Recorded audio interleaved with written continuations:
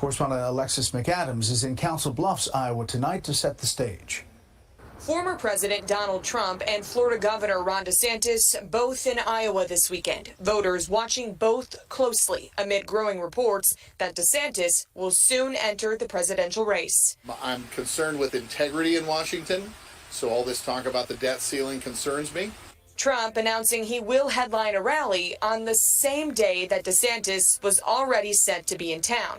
It's just a glimpse into what might be in store for 2024 as DeSantis and Trump lead in the early polls. DeSantis is putting out a lot of mailers, even though he's not a candidate, and it's fun to watch that. In just the past 24 hours, two prominent Iowa State Republicans endorsing DeSantis for president. We have to take back our nation. And so when I look at the field of potential and declared candidates, to me, Governor DeSantis comes out head and shoulders above the rest. Trump's rally in Iowa comes just days after a CNN town hall, a sign that he's looking past the primary field and seeking out general election voters. So let's just win it again and straighten out our country. After that appearance, President Biden tweeting out, "Do you want 4 more years of that?" And while Trump may be the candidate Biden wants to run against, recent polls hint that he should be careful of what he asks for. According to an ABC Washington Post poll, Trump leads Biden by 6% among registered voters. And voters we spoke to now weighing their options.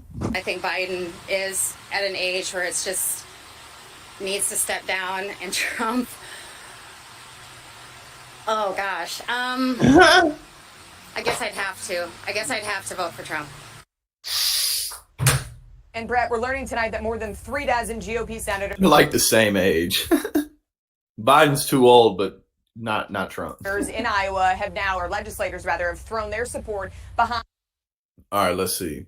Florida Governor Ron DeSantis has indicated he will nominate a 7th conservative Supreme Court justice if he is elected president in 2024 and serves 2 terms. If he serves 2 terms. In a short term, in a shot at term-limited Republican presidential frontrunner Donald Trump. DeSantis, 44, who was expected this week to jump into the GOP presidential primary, said Justice Clarence Thomas, 74, Justice Samuel Alito, 73, Chief Justice John Roberts, 68, and Justice Sonia Sotomayor, also 68, may all retire in the next 8 years, giving whoever is president the power to reshape the high court. Quote, I think if you look over the next 2 presidential terms, there's a good chance that you could be called upon to seek replacements for Justice Clarence Thomas and Justice Samuel Alito. And the issue with that is you can't really do better than these 2, DeSantis told the National Religious Broadcasters Convention in Orlando on Monday.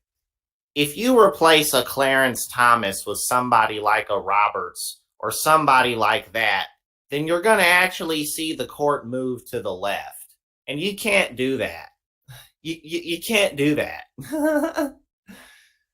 So it is possible that in those 8 years, we have the opportunity to fortify Justices Alito and Thomas, as well as actually make improvements with those others.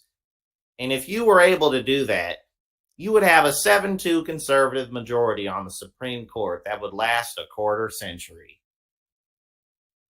The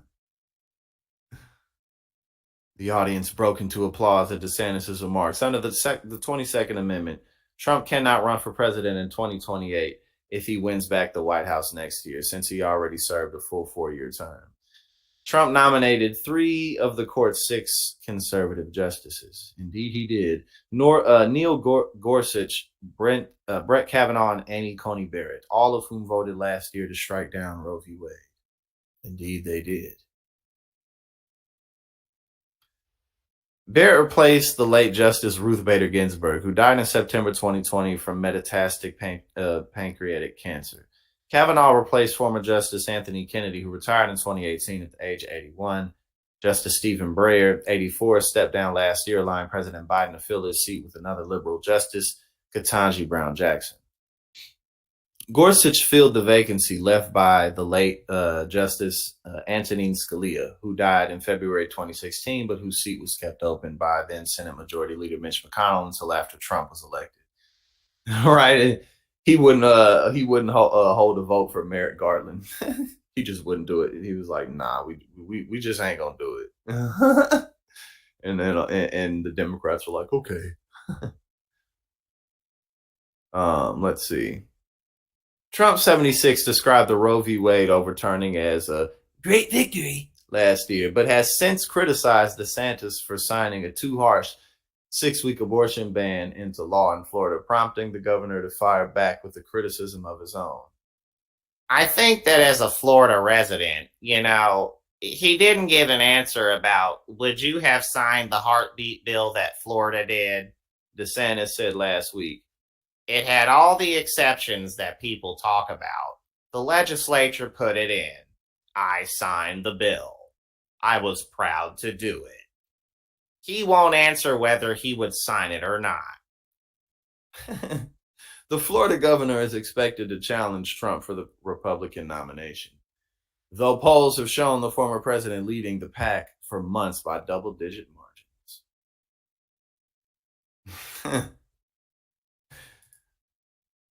Well, there you have it. He says, look, if y'all elect me, this is what I'm going to do.